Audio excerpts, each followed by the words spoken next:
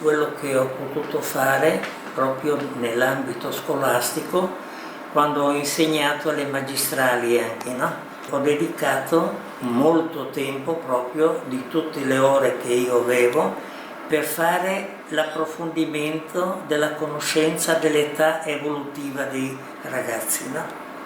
Ed è stata una cosa molto bella, perché in quel modo ho fatto capire come si può educare all'interesse per l'arte.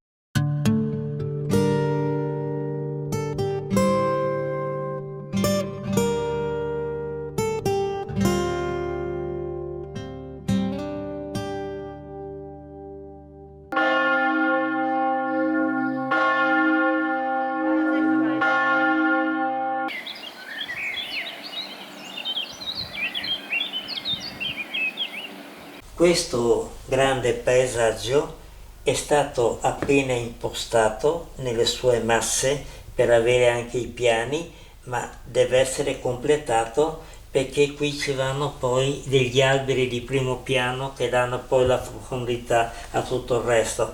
E qui ci troviamo proprio a piano d'alta dove dalla parte alta noi vediamo il paese che scende leggermente in pendio, no? Eccolo qua.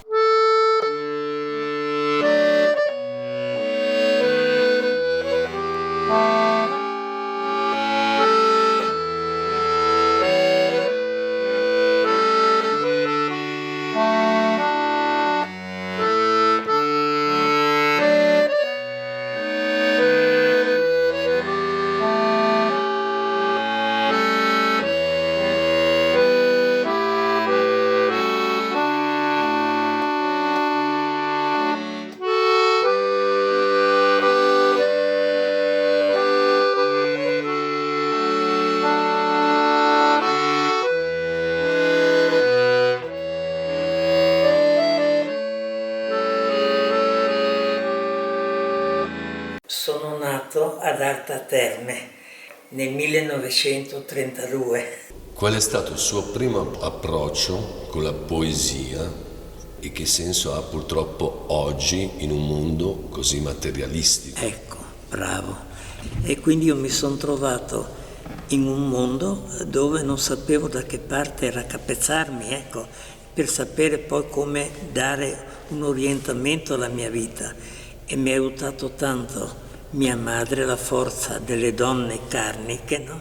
Perché mia madre era carnica e mio padre era campano. E questo accostamento è stato per conto mio molto bello perché sono due realtà che si sono integrate e quindi hanno aumentato il valore delle singole persone. Ecco.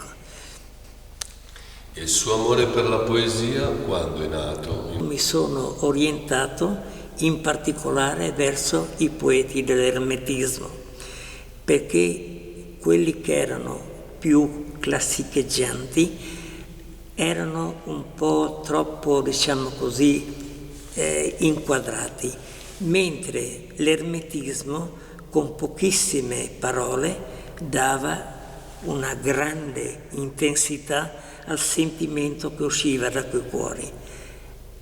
E basta pensare a Ungaretti, no? La poesia è poesia quando porta in sé un segreto. Lì c'è stato questo anche snellimento della letteratura, no?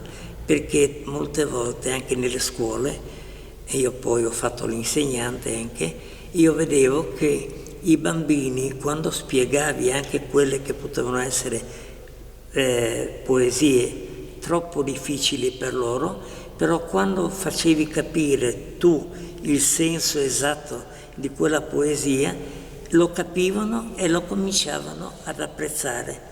Ecco, quindi io penso che in questo mondo quello che serve è quel qualche cosa di positivo, e torniamo a noi, no? A quello che abbiamo dentro l'anima, di poter dire, ecco, io ho contribuito, per esempio, anche quando insegnavo ai ragazzi della scuola, no?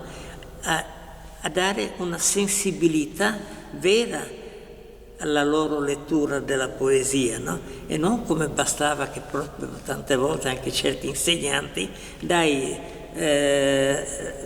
ripetila a memoria, e magari non approfondivano un bel niente di quello che poteva essere il sentimento del bambino, no? Ecco, questo è il principio. La poesia gli dà tanta forza.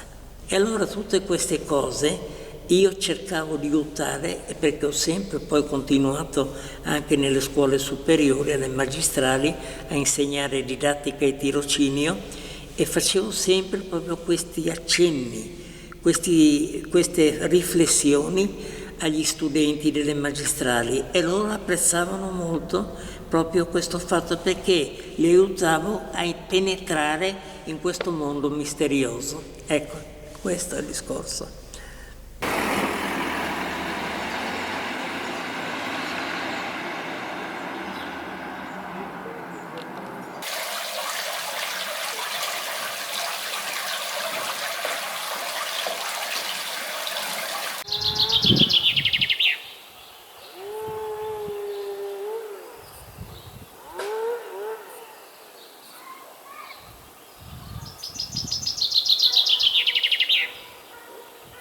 Vedo una fisarmonica. Ecco. Cosa ci fa in quest'angolo della sua casa?